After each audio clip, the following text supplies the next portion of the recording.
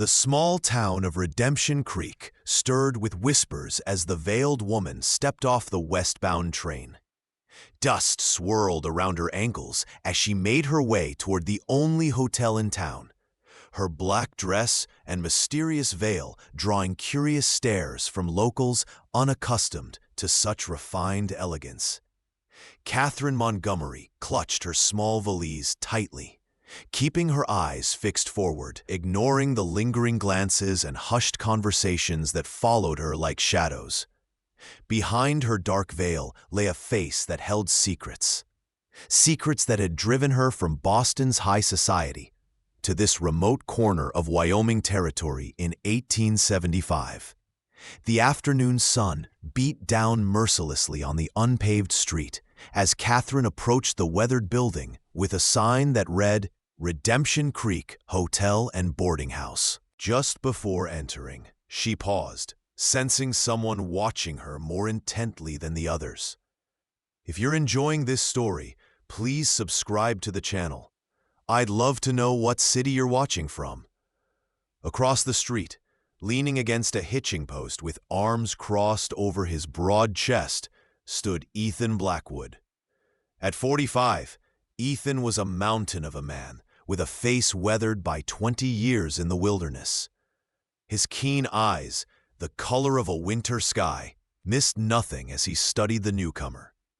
As owner of the largest ranch in the territory, and a former scout for the Army, Ethan had learned to read people like others read books, and something about this woman's careful movements spoke volumes about someone accustomed to hiding. He stroked his salt and pepper beard thoughtfully, watching as she disappeared into the hotel. Redemption Creek rarely saw visitors, especially not women traveling alone, and certainly not women who concealed their faces behind veils. In a place where most folks had nothing to hide, or at least pretended they didn't, such obvious secrecy raised questions. Inside the hotel's modest lobby, Catherine approached the front desk where a middle-aged woman with kind eyes and graying hair greeted her. "Welcome to Redemption Creek, ma'am. I'm Martha Jenkins. My husband and I run this establishment." Martha's voice was warm, though her eyes couldn't help but dart curiously to Catherine's veil. "Will you be staying with us long?" Catherine placed her gloved hands carefully on the counter, her posture impeccably straight, the result of years of finishing school instruction that had become second nature. "A room for an indefinite period, please," she replied, her voice cultured but guarded. "I'm considering establishing a small business here." This wasn't entirely false. She had brought enough money to potentially open a shop, though her primary reason for selecting this remote location was its obscurity. Martha smiled broadly at this news. "Well now, that's something. We could certainly use more businesses in town. What kind were you thinking, miss?" Catherine hesitated only momentarily. "Mrs. Montgomery. Catherine Montgomery. I'm a widow." She had practiced this part of her story repeatedly during the long journey west. "I'm considering opening a millinery shop. I have some experience with ladies' hats and accessories." This, at least, was true, though in Boston she had merely been a customer at such establishments, not the proprietor. Martha's face lit up at the ladies around here have to order from catalogs or travel all the way to Cheyenne for anything fashionable. She slid the guest registry across the desk. "If you'll just sign here, I'll show you to our best room." As Catherine signed the book with elegant penmanship, the front door opened, bringing with it a gust of dusty air and the imposing presence of Ethan Blackwood. The floorboards creaked beneath his weight as he approached, removing his wide-brimmed hat in the presence of ladies. "Afternoon, Martha," he said, his deep voice filling the small space. "Just came to check when that shipment of fence posts might be arriving." His eyes, however, were not on Martha, but on the veiled woman beside him. Catherine stiffened, feeling his gaze even through her veil. There was something unnerving about the intensity of his attention, something that made her heart beat faster, in a way that wasn't entirely fear. Martha looked between them with undisguised interest. "Oh, Mr. Blackwood, this is Mrs. Montgomery. She's new in town and thinking of opening a hat shop. Isn't that splendid?" Ethan nodded slightly, studying the veiled figure with undisguised curiosity. "That's so?" His voice carried a note of skepticism that made Catherine's spine stiffen further. "What brings you to Redemption Creek specifically, Mrs. Montgomery? Not exactly a fashion capital." The question sounded innocent enough, but Catherine detected the subtle probe beneath. This man was dangerous, not in the way of the men she had fled from in Boston, but dangerous nonetheless, because he seemed capable of seeing straight through her carefully constructed facade. "Fresh start," she replied simply, keeping her answer brief to avoid revealing her refined Eastern accent more than necessary. "I heard the frontier offered opportunities for those willing to work hard. It was a common enough story among those who came west, though few women of obvious breeding made such journeys alone." Martha, seemingly oblivious to the tension between them, collected a key from a hook on the wall. "Your room is ready whenever you are, Mrs. Montgomery. Second floor. Best view in town." She paused, glancing between them again. "Mr. Blackwood here owns the Double B Ranch just outside town. Largest spread in the county." Catherine nodded politely, but said nothing, eager to escape to the privacy of her room where she could remove her veil and breathe freely for the first time since boarding the train that morning.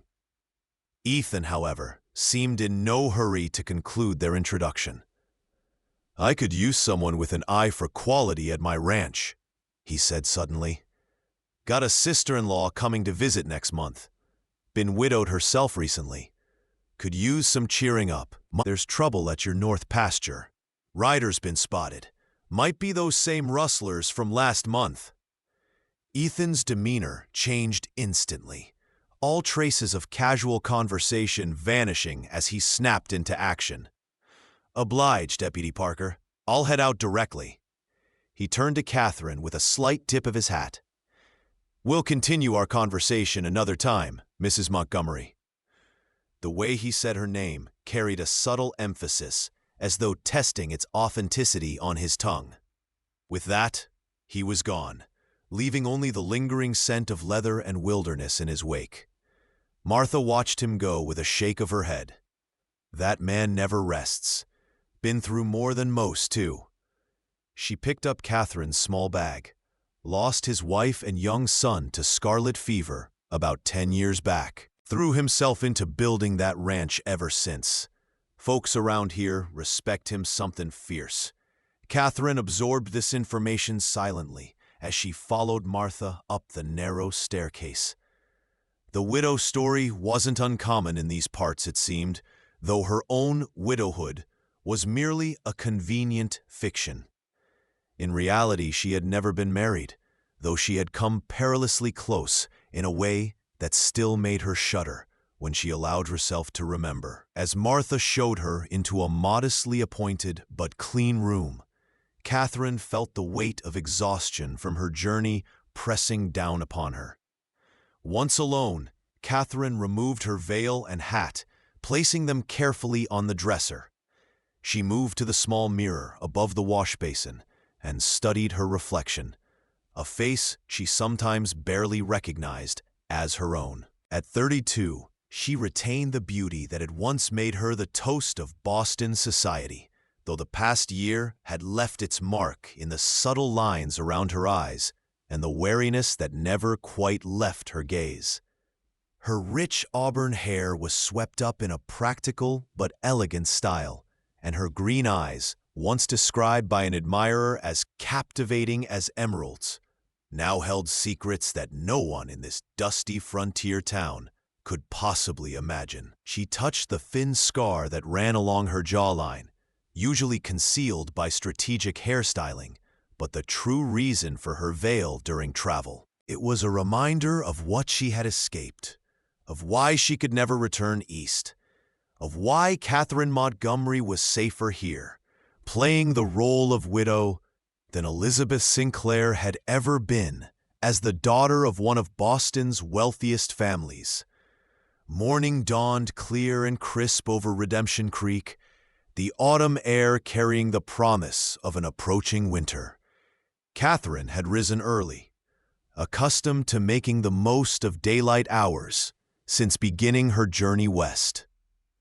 She dressed in one of her simpler dresses, still fine by frontier standards, but less ostentatious than what she might have worn in Boston, and arranged her hair to conceal her scar. Though she had brought her veil, she decided against wearing it in town. Veils were for traveling, for anonymity among strangers. If she truly intended to settle here, she would need to show her face eventually.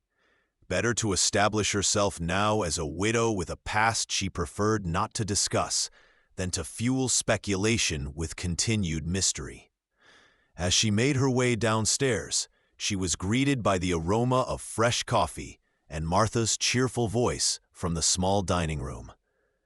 "Good morning, Mrs. Montgomery. I trust you slept well?" Martha bustled over with a pot of coffee. "Just made a fresh batch of flapjacks if you're hungry." Catherine smiled, genuinely appreciative of the warm welcome. "Thank you, Mrs. Jenkins, and please, call me Catherine."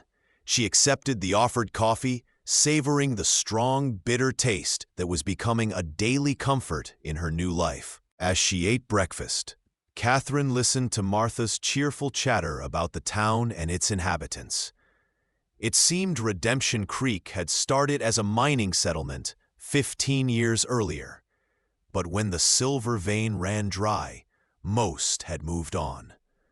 Those who remained had turned to ranching, farming, and supporting the occasional stagecoach, and now the railroad that had recently extended its line through the territory. "Most excitement we've had lately is these cattle rustlers causing trouble for the ranchers," Martha confided, lowering her voice slightly. "Mr. Blackwood's been hit hardest, being as his is the biggest operation. Sheriff Taylor's getting too old to chase outlaws across the territory, and his deputies green as spring grass." Catherine nodded, recalling the young deputy who had burst in the previous day. "Is there no one else who can help?" "The territorial authorities?" Martha snorted softly. "Territory's too big, marshals too few. Ethan's mostly been handling it himself, with his ranch hands. Man like that, used to solving his own problems." She refilled Catherine's coffee cup. "Speaking of which, he left this for you early this morning." She produced a folded note from her apron pocket. Catherine accepted it with a mixture of curiosity and apprehension. The message was brief, written in a surprisingly elegant hand. "Mrs. Montgomery, I'm still interested in discussing business. We'll call at noon if convenient. E. Blackwood." The morning passed quickly as Catherine explored the small town, identifying a vacant storefront that might serve her purposes if she did indeed establish a shop. The building's owner, an elderly man named Mr. Winters, was delighted at the prospect of a tenant and gave her a tour of the dusty interior. "Been empty since the apothecary moved to Denver last spring," he explained, watching as Catherine assessed the space with a critical eye.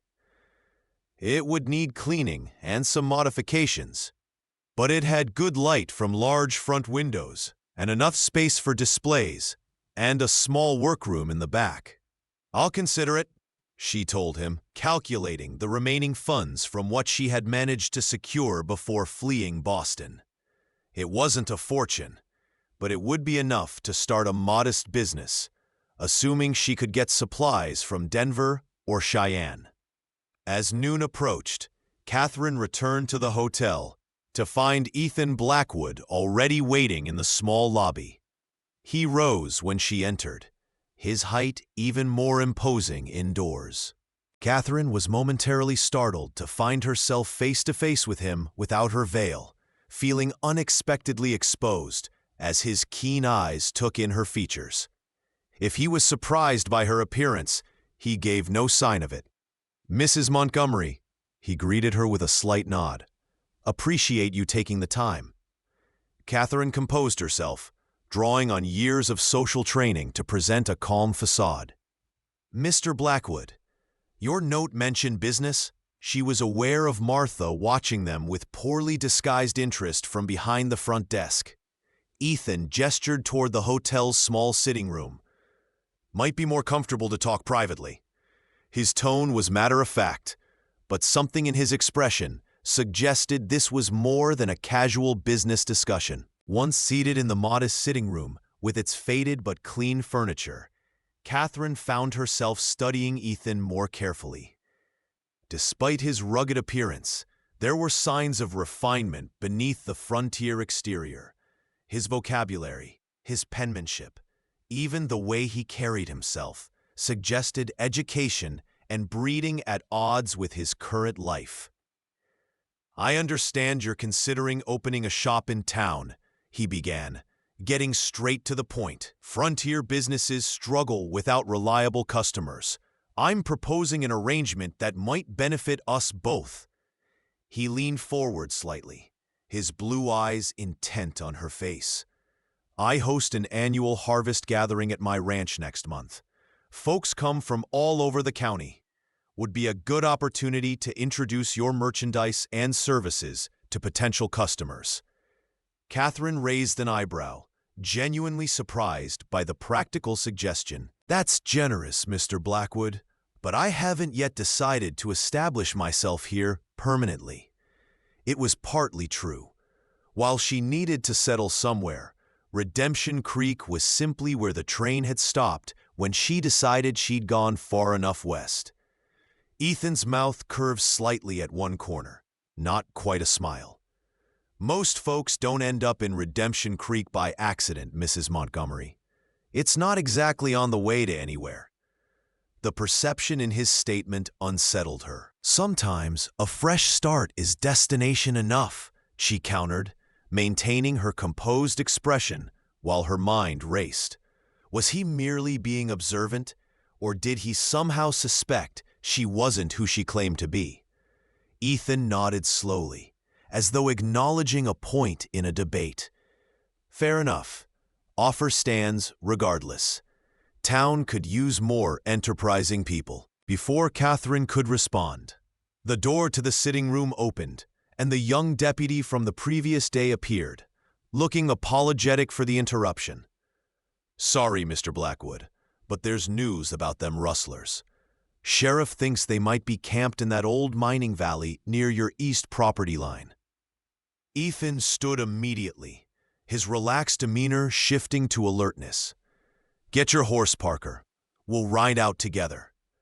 He turned back to Catherine with a brief nod. "Apologies for cutting this short, Mrs. Montgomery. Think on my offer." As he turned to leave, he paused, looking back at her with an expression she couldn't quite interpret. This territory can be harsh to those alone. Good to have allies. The statement hung in the air between them. Part warning, part offer. He strode from the room, leaving Catherine to wonder exactly what kind of man Ethan Blackwood was, and whether his interest in her was truly about business or something else entirely. The next few days passed in a blur of activity as Catherine threw herself into establishing her new life.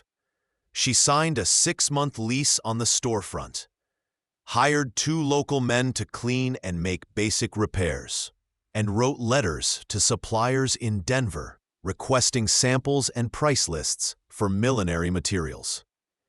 The physical labor of scrubbing floors and arranging the space was unfamiliar. In Boston, she had never so much as dusted a shelf, but she found unexpected satisfaction in working with her hands. Each blister and sore muscle felt like another step away from Elizabeth Sinclair and toward becoming Catherine Montgomery in truth as well as name. The townspeople had begun to accept her presence, curious about the refined widow but respectful of her privacy. Martha Jenkins had become something of a friend, bringing lunch to the shop each day and sharing town gossip. Ethan Blackwood rode out with the sheriff yesterday. Martha informed her over sandwiches on the third day. Found signs of that rustler camp, but the men were gone. Left in a hurry, apparently. Catherine nodded, only half listening as she arranged display shelves along one wall. Mr. Blackwood seems very involved in local matters for a rancher. Martha snorted softly. Ethan's more than just a rancher. Before settling here, he was a scout for the army during the war, then a guide for settlers. Knows this territory better than most natives. Some say he could track a ghost across bare rock if he set his mind to it. This information gave Catherine pause. A man with such skills would be difficult to hide from, if he ever had reason to look too closely at her past. She searched for a neutral word, competent. Martha laughed at the understatement.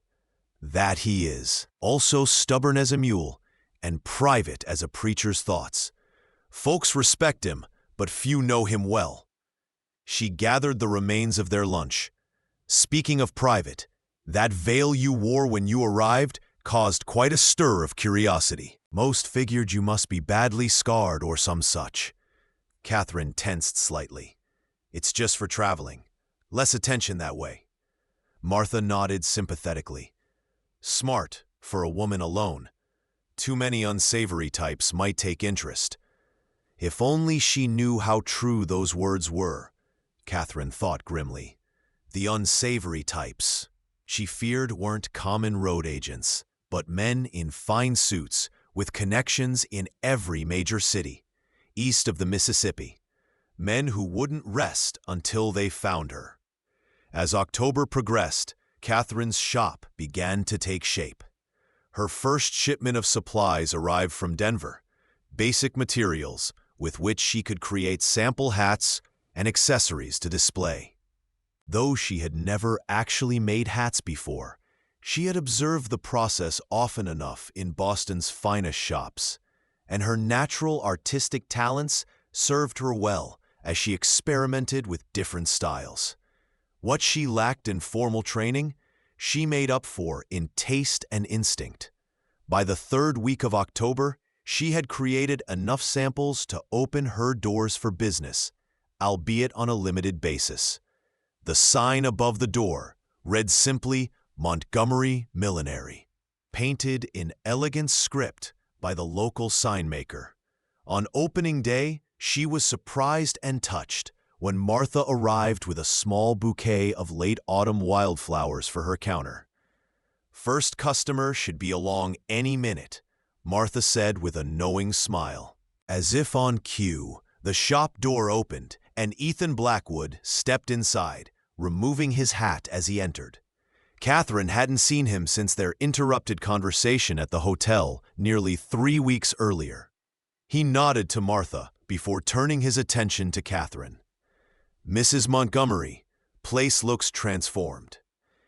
His eyes moved around the shop, taking in the displays of hats and the work table in the corner, where Catherine had arranged her tools and materials. There was genuine approval in his expression. Congratulations. Catherine found herself pleased by his acknowledgement, though she maintained her reserved demeanor. Thank you, Mr. Blackwood. Was there something specific you were looking for today? Martha, clearly enjoying the interaction, excused herself with a barely concealed smile. Ethan approached the counter where Catherine stood, his movements deliberate and unhurried. Actually, yes. That harvest gathering I mentioned is in 2 weeks. Still hoping you might consider attending and bringing some of your work to display. He gestured to the hats around them. Most of the county will be there. Good opportunity to establish yourself. Catherine studied him, trying to discern his motivation. Was this truly about helping a new business, or was there something more? That's generous, Mr. Blackwood, but he interrupted her gently. Ethan, if you're staying in Redemption Creek, might as well use first names. The informality startled her, though it shouldn't have. Frontier communities were far less rigid about social protocols than Boston society. Catherine, then, she conceded. And thank you for the invitation. I'll consider it. He nodded, seemingly satisfied with this non-commitment. Then, unexpectedly, he placed a small wooden box on the counter between them. Brought something that might interest you. Curious despite herself, Catherine opened the box to find an exquisite silver and turquoise brooch nestled on a bed of soft cloth. The craftsmanship was remarkable. Clearly native work, but with a refined aesthetic that would appeal to Eastern tastes. It's beautiful, she said honestly, lifting it to examine the intricate silverwork. Made by a Navajo silversmith I've known for years, Ethan explained. Thought it might inspire some of your designs, or you could display it as an accessory to your hats. Either way, consider it a welcome gift. Catherine looked up in surprise. Such a gift was valuable and unexpected. I couldn't possibly. You can, he said firmly, and you should. Folks around here understand the value of neighbors helping each other. Not charity, just good business. There was something in his tone that brooked no argument, yet wasn't unkind. It reminded Catherine of her father in his better moments, a man whose word was final but fair. The comparison was unsettling, and she felt a sudden need to redirect the conversation. You mentioned your sister-in-law was visiting. Will she be at this gathering as well? Ethan's expression softened slightly. Rebecca, yes. My brother's widow. She's arriving next week from St. Louis. Been difficult for her since James passed last winter. His eyes held a distant look of shared grief. Thought some company and a change of scenery might help. Catherine nodded sympathetically, feeling a genuine connection to this woman she had never met. Though her own widowhood was fictional, she understood loss and the need to start anew all too well. I'd be happy to help her find something suitable while she's here. Perhaps a new hat might brighten her spirits. Ethan's smile was warm and genuine, the first full smile she had seen from him, and it transformed his weathered face in a way that made Catherine's heart skip unexpectedly. Appreciate that. I'll bring her by once she's settled. He replaced his hat, preparing to leave. Think about the gathering. Not good for anyone to be alone too much in a place like this. With that, he departed, leaving Catherine holding the turquoise brooch and wondering why his words felt less like general advice and more like he somehow knew exactly what she was doing, hiding in plain sight. The day of Ethan's harvest gathering dawned clear and cool, with the distant mountains already capped with early snow. Catherine had ultimately decided to accept his invitation, partly for business reasons and partly because she found herself genuinely curious about Ethan Blackwood and his world. She had spent the past week preparing, creating several new designs specifically for the occasion, and selecting her finest materials to display. Martha had helped her arrange transportation. She would ride out to the Double B Ranch with the Jenkins in their wagon, along with several other townspeople making the journey. As they traveled the 7 miles to the ranch, Catherine watched the landscape transform from the small cluster of buildings that made up Redemption Creek to the vast, open country beyond. The Double B Ranch appeared first as a distant collection of structures nestled in a protected valley, with mountains rising behind it and expansive grasslands stretching before it. Impressive, isn't it? Mr. Jenkins commented, noting her interest. Ethan built most of it himself over the years, started with nothing but a claim and a dream after the war. As they drew closer, Catherine could see that the ranch was far more substantial than she had imagined. A large 2-story main house, constructed of solid timber, stood at the center, with numerous outbuildings, corrals, and bunkhouses arranged around it. A wide creek, presumably the Redemption Creek that gave the town its name, curved around one side of the property, providing water for the hundreds of cattle visible in the distant pastures. It was a kingdom unto itself, speaking of years of hard work and determination. For a moment, Catherine felt a pang of recognition. This was a man who, like herself, had rebuilt his life from tragedy. The wagon pulled into a bustling yard where dozens of other vehicles and horses were already gathered. People of all descriptions moved about: ranch hands, townspeople, families from neighboring homesteads, and even a few Native Americans in bright blankets, whom Catherine assumed were from a nearby reservation. Children ran playing between the adults, and tables had been set up, laden with food and drink. At the center of it all stood Ethan, dressed in a clean white shirt and dark vest that, while still frontier in style, showed more attention to appearance than his usual attire. He was speaking with an elegantly dressed woman who must be his sister-in-law, Rebecca. As Catherine descended from the wagon with Martha's help, Ethan caught sight of her and excused himself to approach. "Catherine," he greeted her with a genuine smile. "Glad you decided to come." He nodded to the Jenkins before turning back to her. "Let me show you where you can set up your display." He led her to a covered area where several other local artisans and merchants had arranged their wares: a furniture maker with finely crafted chairs, a leather worker with saddles and belts, and a woman selling preserved foods and honey. A small table had been reserved for her use, positioned to catch the best light. "This should work for you," Ethan said, helping her unload the boxes of hats and accessories she had brought. As they worked, Catherine became aware of curious glances from those nearby. Clearly, Ethan Blackwood personally helping a newcomer was noteworthy. Once her display was arranged, with the turquoise brooch prominently featured on her finest creation, Ethan introduced her to Rebecca. His sister-in-law was a handsome woman in her late 30s, with kind eyes and a gentle manner that immediately put Catherine at ease. "Ethan mentioned, 'You're new to our little corner of the world,'" Rebecca said as they walked together toward the food tables.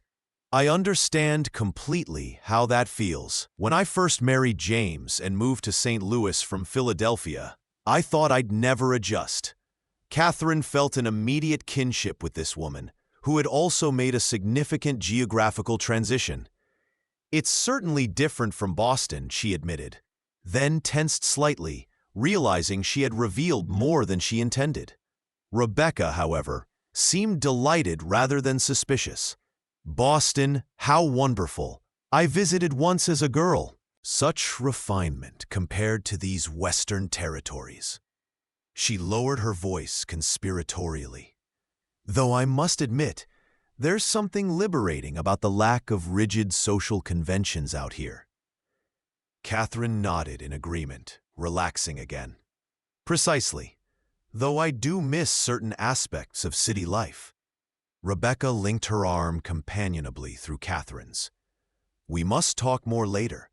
I have a feeling we have much in common. For now, though, you should mingle. Make those all-important business connections Ethan is so determined to help you establish." With a meaningful smile that Catherine couldn't quite interpret, Rebecca excused herself to greet other guests, leaving Catherine to wonder exactly what Ethan had told his sister-in-law about her. The day progressed pleasantly, as Catherine met many of the local ranch wives and daughters, several of whom expressed enthusiasm about having access to fashionable hats without traveling to larger cities. She even took a few commissions, carefully noting preferences and measurements in a small journal she carried. Throughout it all, she was aware of Ethan moving through the gathering, the consummate host, ensuring everyone was comfortable and enjoying themselves. Occasionally, their eyes would meet across the crowded yard, and she would feel an unexpected warmth that had nothing to do with the autumn sunshine. It was late afternoon when she finally had a moment of quiet at her table. Most guests, now engaged in various games, or gathered around a fiddler who had started playing lively tunes. Successful day? Ethan's voice startled her from her thoughts as he appeared beside her table, 2 plates of food in hand. He offered one to her. "Thought you might be hungry." Catherine accepted the plate gratefully, realizing she had been too busy to eat since morning. "Very successful, thank you. Your neighbors have been most welcoming." Ethan pulled up a chair beside her, his large frame somehow not seeming out of place at the small table. Good people, most of them. Salt of the earth. He sampled the roast beef on his plate before adding, "Rebecca seems quite taken with you. Says you remind her of the educated ladies from her Philadelphia days." Catherine tensed slightly, unsure if this was a compliment or a subtle probe into her background. "She's lovely. You're fortunate to have family." The moment the words left her mouth, Catherine regretted them. They revealed too much about her own isolation. Ethan studied her for a moment, his blue eyes thoughtful. "Most folks out here create their own families from the people around them. Blood's just one kind of connection." The philosophy surprised her. It seemed at odds with the rugged individualist she had imagined him to be. Before she could respond, a commotion at the edge of the gathering drew their attention. 3 riders had entered the yard, their manner clearly unwelcome based on how conversations hushed and several ranch hands moved protectively toward the women and children. Ethan was on his feet instantly, his relaxed demeanor vanishing. "Stay here," he instructed Catherine quietly, before striding toward the newcomers. From her position, Catherine could see that the central rider was a thin man with a pockmarked face and an expression of barely contained malice. The 2 men flanking him were clearly gunmen, their hands hovering near their holsters as they surveyed the crowd. Even from a distance, she could feel the tension crackling between Ethan and the leader as they exchanged words. Though she couldn't hear what was said, the body language was clear. This was a confrontation with history behind it. After a terse conversation, the riders departed, but not before the leader's gaze swept the gathering and, for just a moment, seemed to fix directly on Catherine. A cold shiver ran down her spine, though she told herself it was merely her imagination, a product of her own paranoia about being discovered. Ethan returned to her side, his expression grim. "Apologies for the interruption." Catherine looked up at him, concern evident in her eyes. "Who was that?" Ethan's jaw tightened briefly. "Wade Sutton. Claims to own the water rights to the creek that feeds this ranch and half the valley. Been trying to force smaller ranchers to pay for access." His eyes followed the dust trail left by the departing riders. "Courts have ruled against him twice, but he doesn't seem to understand the concept of legal decisions." He made an obvious effort to relax his expression. "Nothing for you to worry about. Just business." But Catherine understood all too well how business could become dangerous. It was precisely such a situation that had forced her to flee Boston. As evening fell, lanterns were lit around the yard, creating pools of golden light in the gathering darkness. Many guests had departed, but others remained for the dancing that had begun on a wooden platform constructed for the occasion. Catherine had just finished packing her unsold items when Rebecca approached, her eyes bright with excitement. "You simply must join us for at least one dance before you return to town," she insisted, taking Catherine's hand. "Ethan is an excellent dancer, though he'll deny it if asked directly." Catherine hesitated, her instinct to avoid drawing attention warring with a genuine desire to participate in the joyful atmosphere. "I'm not sure that would be appropriate given my situation," she demurred, maintaining her widow's persona.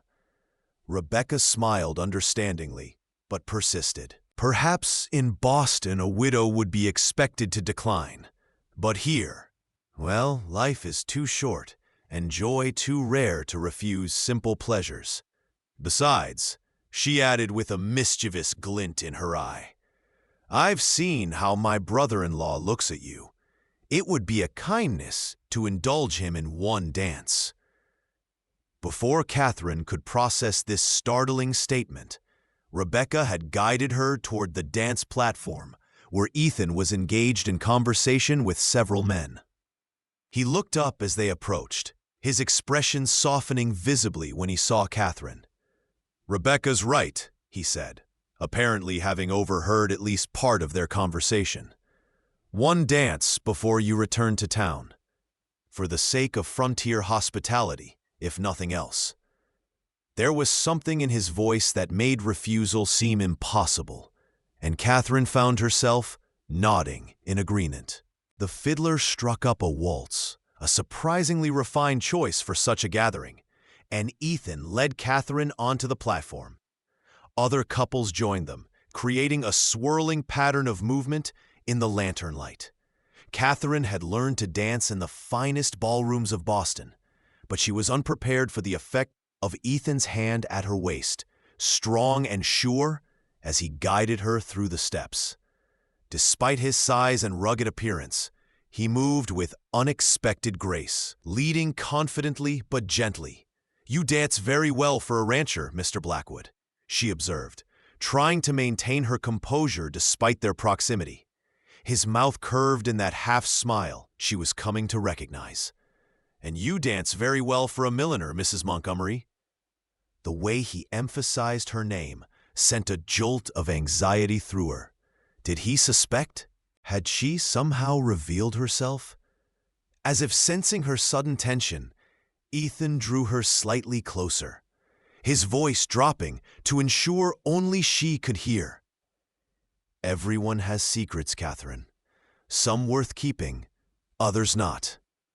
His eyes held hers, and for a moment, she felt as though he could see straight through to Elizabeth Sinclair, hiding beneath Catherine Montgomery's carefully constructed identity. "Sometimes," he continued, his gaze never leaving hers, "the burden of carrying those secrets alone becomes heavier than the consequences of sharing them." The music swelled around them, but Catherine barely heard it, caught in the intensity of the moment. "And sometimes," she replied, finding her voice at last, "secrets are all that stand between safety and destruction." The admission was dangerously close to the truth, but something about Ethan Blackwood made her want to test the boundaries of her necessary deception. The waltz ended, and they stood for a moment in the center of the platform, still connected by more than just their clasped hands. Finally, Ethan nodded slightly, as though confirming something to himself. "The Jenkins will be leaving soon. I'll make sure your things are loaded in their wagon." He released her hand and stepped back, the spell of the dance broken. As he turned to go, however, he paused. "Wade Sutton, the man who interrupted earlier, he asked about you specifically before leaving. Wanted to know who the fancy lady with the red hair was."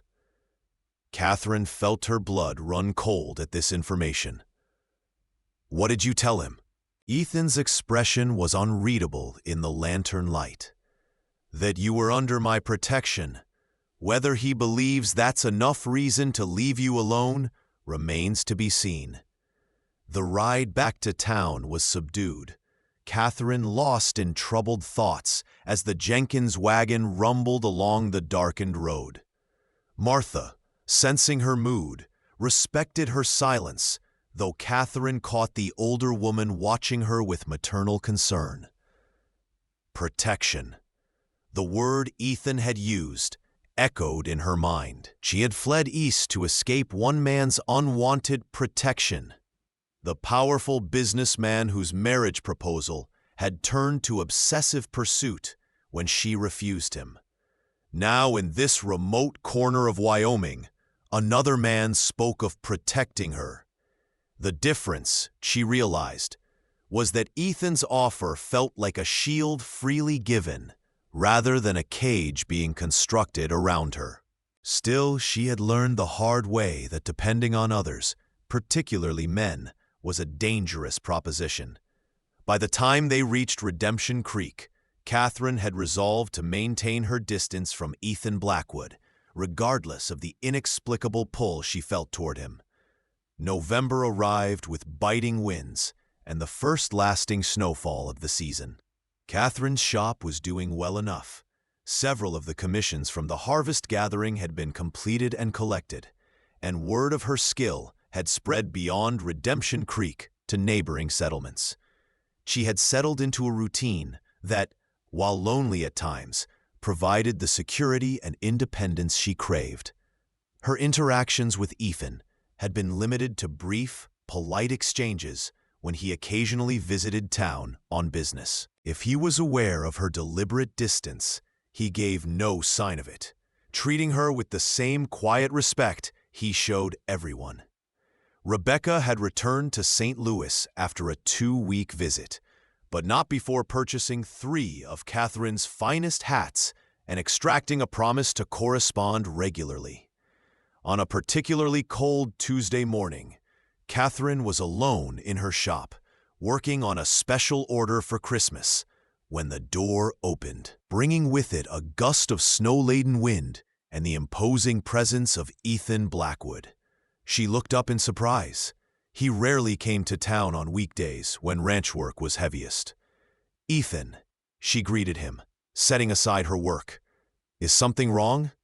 He removed his hat, brushing snow from his shoulders, before approaching the counter. His expression was grim, confirming her suspicion that this was no casual visit. "Wade Sutton's been asking questions about you and Cheyenne," he said without preamble. "Detailed questions. About a woman matching your description who might have come from back east." Catherine felt the blood drain from her face, her worst fears suddenly taking solid form. "What kind of questions?" Her voice sounded distant to her own ears. Ethan's eyes were intent on her face, missing nothing of her reaction. The kind that suggest he's looking for someone specific, someone who might be using a different name. He placed his hands on the counter, leaning forward slightly. "Catherine, if you're in some kind of trouble, now would be the time to tell me, before Sutton finds whatever he's looking for." The moment of decision had arrived sooner than she had anticipated. Could she trust this man with the truth? What choice did she have, with her past apparently closing in on her once again? She moved to the shop door, turning the sign to closed and drawing the shade before returning to face Ethan. "Not here," she said quietly. "Come upstairs." Her living quarters above the shop were modest but comfortable. A small sitting room, bedroom, and tiny kitchen where she prepared simple meals. Once they were settled in the sitting room, Catherine took a deep breath and began the story she had never expected to tell anyone in this new life. "My name isn't Catherine Montgomery. It's Elizabeth Sinclair. I was born in Boston to a family with significant shipping interests." Ethan listened silently as she explained how her father's death had left her the majority shareholder in Sinclair Shipping, making her a valuable matrimonial prize and the target of Victor Holloway, a business rival whose proposal she had rejected. "He wouldn't take no for an answer," she continued, her voice steady despite the painful memories. "At first, it was just persistent attention, gifts, appearances at events I attended. Then it became more sinister." Elizabeth described how Holloway had used his influence to isolate her, turning friends against her with rumors, threatening business associates who supported her, even placing men to watch her home. "When I still refused him, he became violent." Her hand moved unconsciously to her jaw, where the thin scar lay beneath, carefully arranged hair. He said if he couldn't have me, no one would want me. That was the night I realized I had to disappear completely. Ethan's expression had darkened as she spoke, his hands clenched into fists on his knees. "You left everything behind," he said, not a question, but a recognition of the magnitude of her sacrifice. Elizabeth nodded. "I liquidated what assets I could without raising suspicion, arranged for Catherine Montgomery's existence, and fled west. I thought I'd gone far enough that he couldn't possibly find me." "And now Wade Sutton is asking about you," Ethan said, connecting the pieces. "You think Holloway hired him to find you?" Elizabeth nodded again, the fear she had been suppressing for months rising to the surface. "Holloway has connections throughout the country. He must have agents searching every major city and settlement." She looked at Ethan directly, needing him to understand the danger. "If he finds me, he won't just force me to return. He'll make sure I have no choice but to accept his proposal. He'll destroy everything and everyone I've built connections with here." The threat hung in the air between them, its implications clear. Ethan rose and moved to the window, looking out at the snow-covered street below as he considered her words. Finally, he turned back to her, his decision evident in his stance. "Pack whatever you can't leave behind," he said, his voice leaving no room for argument. "You're coming to the ranch. It's defensible, isolated, and my men are loyal. If Sutton is working for this Holloway, he'll make his move soon, probably in town where you're more vulnerable." Elizabeth stood as well, torn between gratitude and resistance. "I can't impose that risk on you or your people. This is my problem." Ethan cut her off with a sharp gesture. "Not anymore. The moment Sutton threatened someone under my protection, it became my problem too." His eyes held hers, fierce and determined. "I lost someone once because I wasn't there to protect her. I won't make that mistake again." The raw honesty in his voice silenced her objections. This wasn't just about her. It was about his own past failures and determinations as well. As she gathered her essential belongings, Elizabeth found herself in the strange position of feeling both more vulnerable and more protected than she had in over a year. She had revealed her true self, stripped away the protective fiction of Catherine Montgomery. And yet, instead of greater danger, she had found an ally stronger than any she could have hoped for. Within the hour, they were in Ethan's sleigh, moving swiftly through the snowy landscape toward the Double B Ranch. "What will you tell your men?" she asked, as the town disappeared behind them. "As much as they need to know," Ethan replied, his eyes scanning the horizon habitually. "That someone's coming who means you harm, and we're going to ensure that doesn't happen."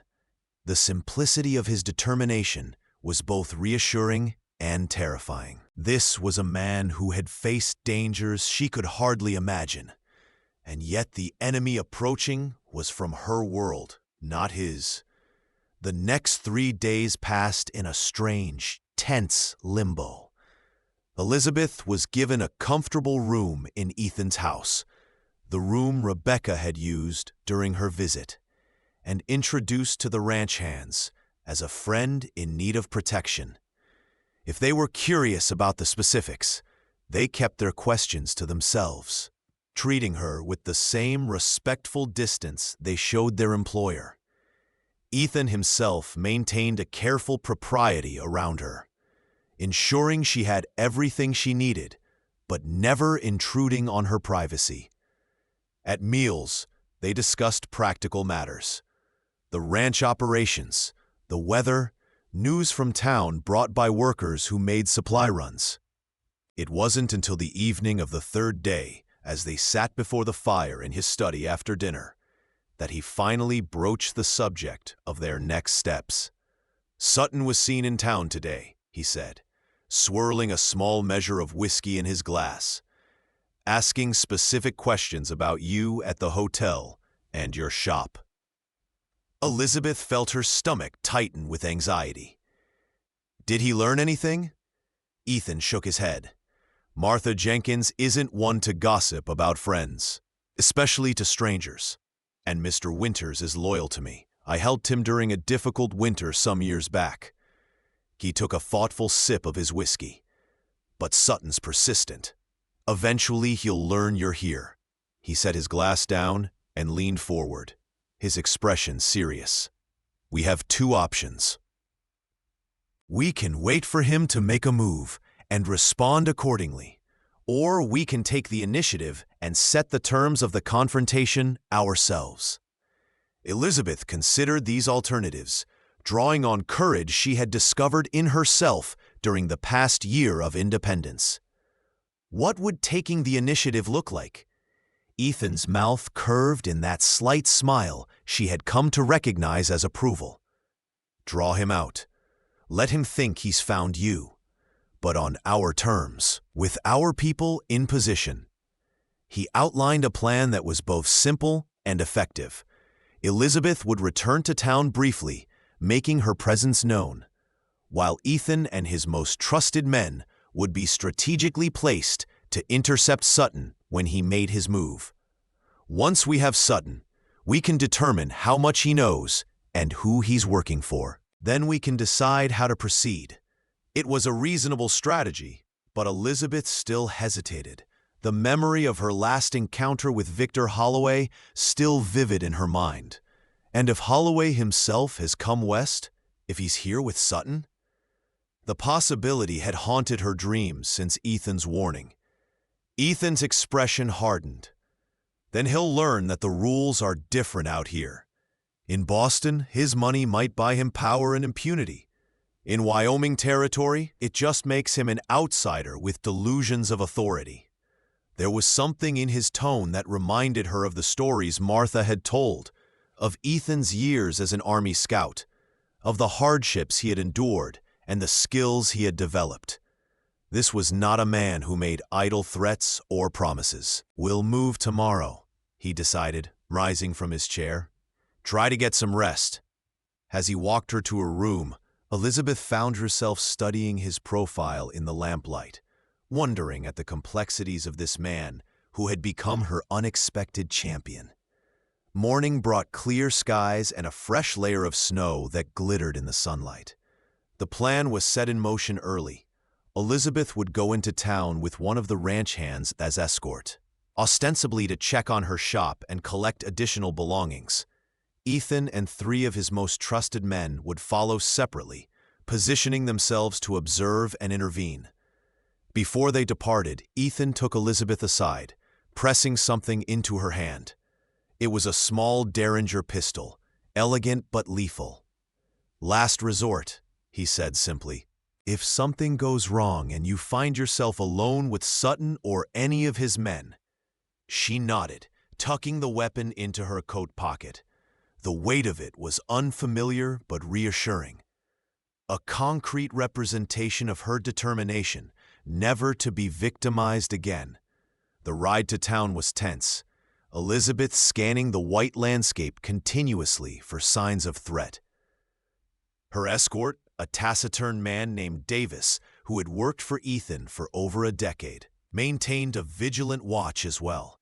Redemption Creek appeared peaceful as they approached, smoke rising from chimneys into the cold air, a few people moving along the main street, going about their business.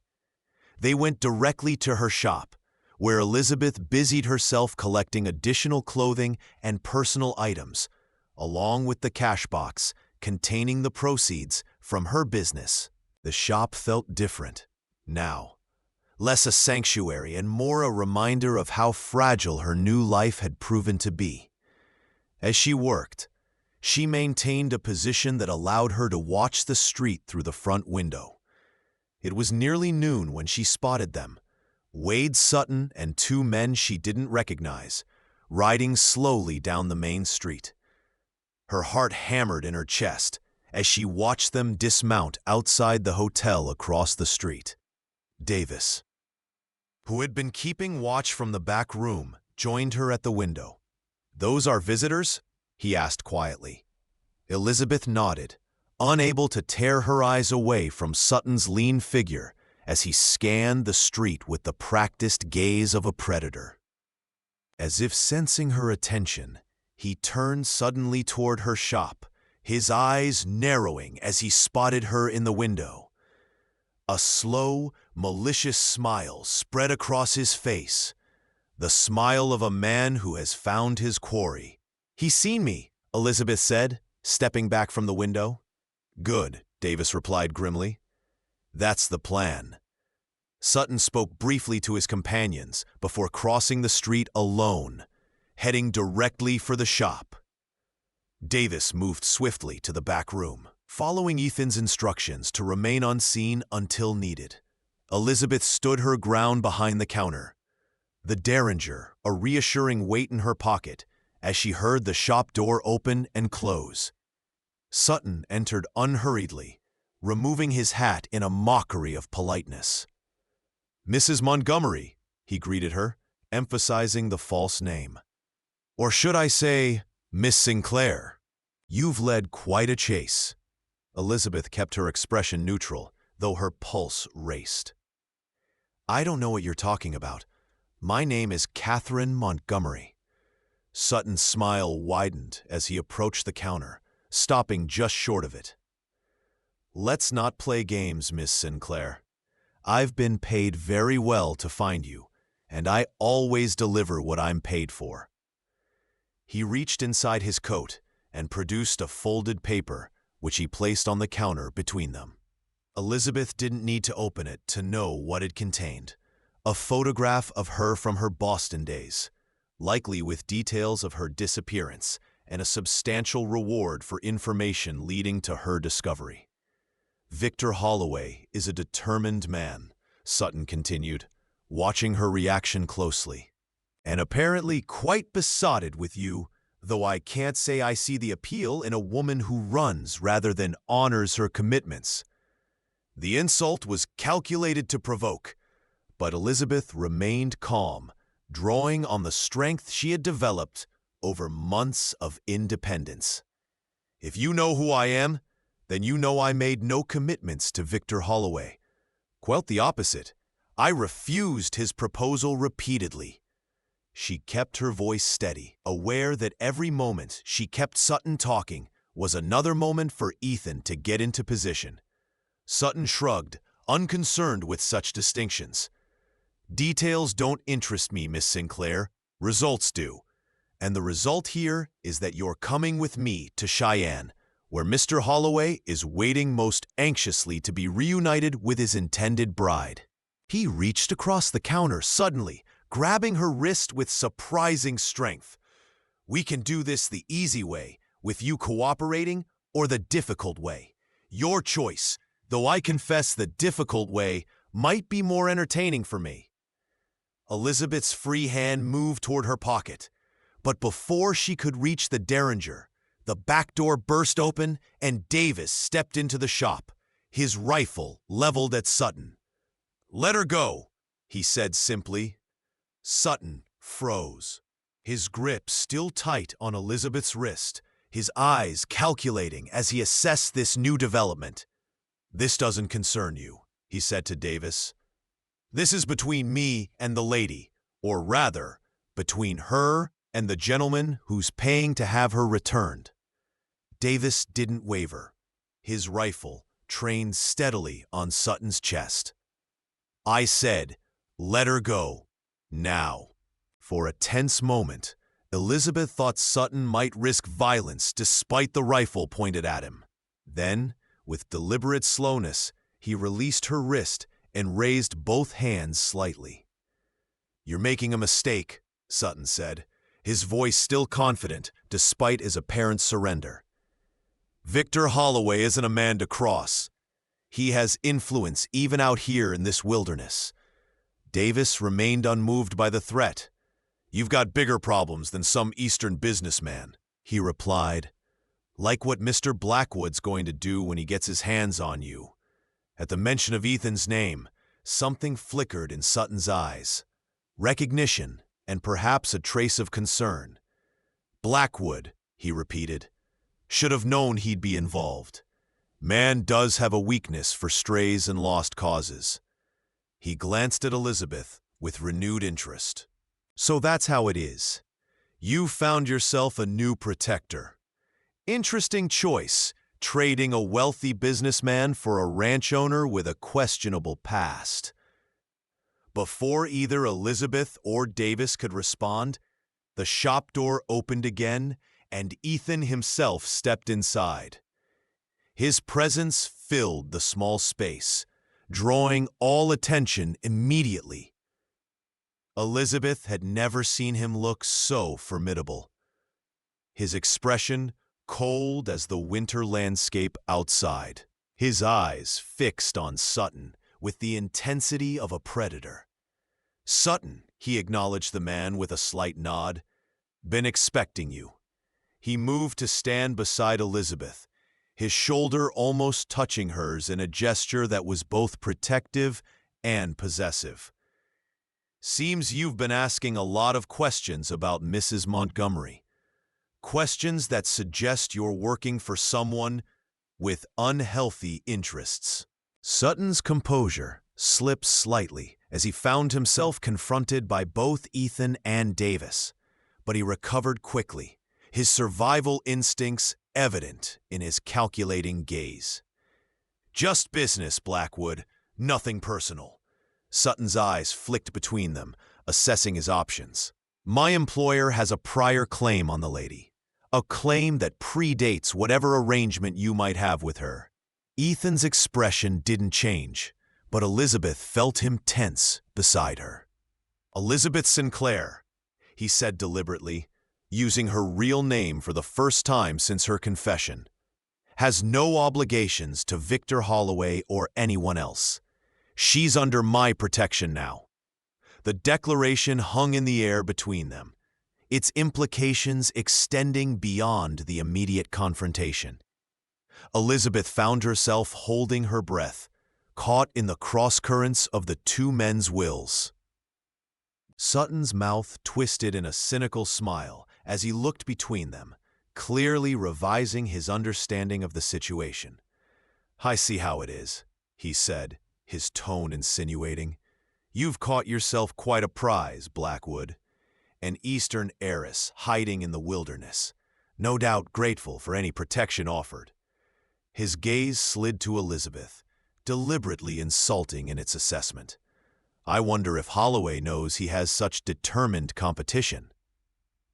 Might raise his offer considerably.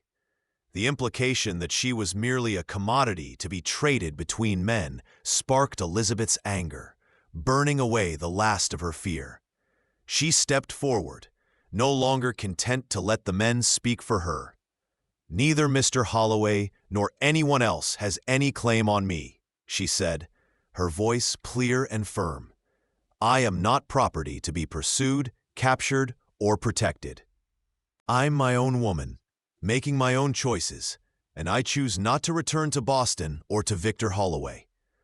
Ethan's hand came to rest at the small of her back, not restraining, merely supporting, as she confronted Sutton. The bounty hunter's expression darkened at her defiance. "Noble sentiments, Miss Sinclair, but ultimately irrelevant. Holloway's paying me to bring you back, not to debate your independence." His hand moved subtly toward his coat, where Elizabeth suspected he carried a weapon. Ethan caught the movement as well, stepping slightly in front of her in one fluid motion. "That would be unwise," he said quietly, and something in his tone made Sutton pause. There was a history here that Elizabeth didn't fully understand, some past interaction that made Sutton reconsider whatever he had been planning. "You think I came alone?" Sutton asked, changing tactics. "My men are right across the street. One signal from me—" "Are already being entertained by some of my ranch hands," Ethan finished for him. "Did you really think I wouldn't anticipate that?" For the first time, uncertainty showed clearly on Sutton's face as he realized how completely he had been outmaneuvered. Elizabeth felt a surge of admiration for Ethan's thoroughness. He had thought of everything, planned for every contingency. "So what happens now, Blackwood?" Sutton asked, his bravado thinning. "You planning to kill me to protect your lady friend? That might be difficult to explain to the territorial authorities." Ethan's expression remained impassive. "Nothing so dramatic. You're going to leave Redemption Creek and the Wyoming Territory entirely. You're going to send word to Victor Holloway that Elizabeth Sinclair is dead, that you found evidence of her perishing in a stagecoach accident months ago." Sutton laughed incredulously. "And why would I do that? Holloway's offering $5,000 for her safe return. That's more than most men see in a lifetime out here." Ethan nodded, acknowledging the point. "Which is why you'll be compensated for your cooperation. $2,000, payable immediately. Plus, you get to leave with your life and reputation intact." There was steel beneath the reasonable offer, a clear indication that refusal would have serious consequences. Elizabeth stared at Ethan in shock. $2,000 was an enormous sum, especially in the frontier economy. He was willing to pay that much to ensure her safety. Sutton seemed equally surprised, his expression shifting as he calculated this unexpected turn of events. "How do I know you're good for that kind of money?" he asked, his interest clearly piqued despite his skepticism. In answer, Ethan reached into his coat and produced a leather wallet. Opening it, he counted out 20 $100 bills and placed them on the counter between them. "Half now, half when I receive confirmation that Holloway believes you. By the time I'm done, no one will hire you for so much as tracking a lost dog." The threat was delivered without heat, but with absolute conviction. Elizabeth could see Sutton weighing his options, calculating risks and rewards.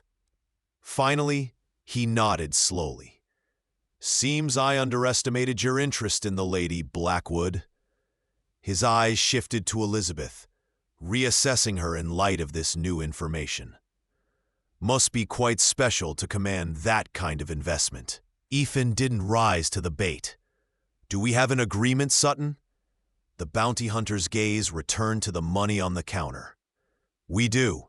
I'll tell Holloway she's dead, even have some personal effects to make it convincing. Bought them off a woman in Denver who resembled her description." He reached slowly into his pocket and produced a handkerchief with the initials E.S. embroidered in one corner. Clearly not Elizabeth's, but close enough to pass as evidence. "Smart thinking," Ethan acknowledged, pushing half the money across the counter. "You'll get the rest when I receive word from my contacts in Boston that Holloway has accepted the news." Sutton gathered the bills, tucking them securely inside his coat. "Might take a couple weeks. Man like that doesn't give up easily on something he wants." His eyes lingered on Elizabeth one last time. "Hope she's worth it, Blackwood. That's a lot of money to spend on someone else's leavings." The crude remark was clearly intended to provoke, but Ethan merely gestured toward the door. "We're done here, Sutton. I expect you and your men to be gone from Redemption Creek within the hour." With a final smirk, Sutton replaced his hat and departed, leaving behind a tension that slowly dissipated in his absence. Once he was gone, Elizabeth turned to Ethan, emotions warring within her. $2,000, she said, stunned by the magnitude of his intervention. "I can't possibly accept." Ethan cut her off, with a gentle shake of his head. "It's not about the money, Elizabeth. It's about ensuring your safety." He turned to Davis, who had remained silent throughout the exchange. "Make sure Sutton and his men actually leave town." As Davis nodded and departed on his mission, Elizabeth found herself alone with Ethan in the suddenly quiet shop. "Why?" she asked simply, needing to understand his motivations. Why go to such lengths for someone you barely know? Ethan was silent for a long moment, his eyes meeting hers with an intensity that made her breath catch. Because from the moment you stepped off that train, something in me recognized something in you, he said finally, his voice low and intimate in the small space between them. Two souls who had lost everything and rebuilt themselves from nothing. Two people who understood what it meant to start over. He reached out slowly, giving her time to withdraw if she wished, and tucked a strand of auburn hair behind her ear, his fingers just brushing the scar along her jawline. And because I've spent 10 years alone, convinced that was all there was left for me after losing Sarah and our son, until you arrived with your secrets and your courage, and suddenly, being alone didn't seem like the only option anymore. The raw honesty in his words struck Elizabeth to her core. This wasn't the practiced flattery of Boston suitors or the possessive obsession of Victor Holloway. This was something entirely different. A man who saw her truly, who valued her strength rather than seeking to diminish it, who offered protection not as a cage, but as a foundation upon which she could build her own life. I don't know what to say, she admitted, overwhelmed by the implications of his confession. Ethan's expression softened, the hard lines of confrontation melting into something gentler. You don't need to say anything, not yet. Take time to consider what you want, now that you're truly free to choose. The next week passed in a strange, expectant limbo. Elizabeth returned to the Double B Ranch with Ethan, both of them silently acknowledging that her safety was still a concern until they received confirmation that Sutton had delivered his message to Holloway. She continued to occupy the guest room, maintaining propriety while their undefined relationship hung between them, full of possibility but uncommitted. During the days, she helped with ranch tasks suited to her abilities, managing correspondence, organizing the household accounts that had been neglected in the absence of a mistress, even learning to cook frontier-style meals under the guidance of the ranch cook, who was delighted to have an eager pupil. In the evenings, she and Ethan would sit in his study, sometimes talking for hours about their respective pasts, their hopes, their philosophies, and sometimes simply enjoying comfortable silence together. It was during one such evening, as snow fell gently outside the windows and a fire crackled in the hearth, that Ethan received the telegram they had been waiting for. "It's from my contact in Boston," he said, reading the yellow paper with careful attention. "Holloway received Sutton's report of your death 2 days ago.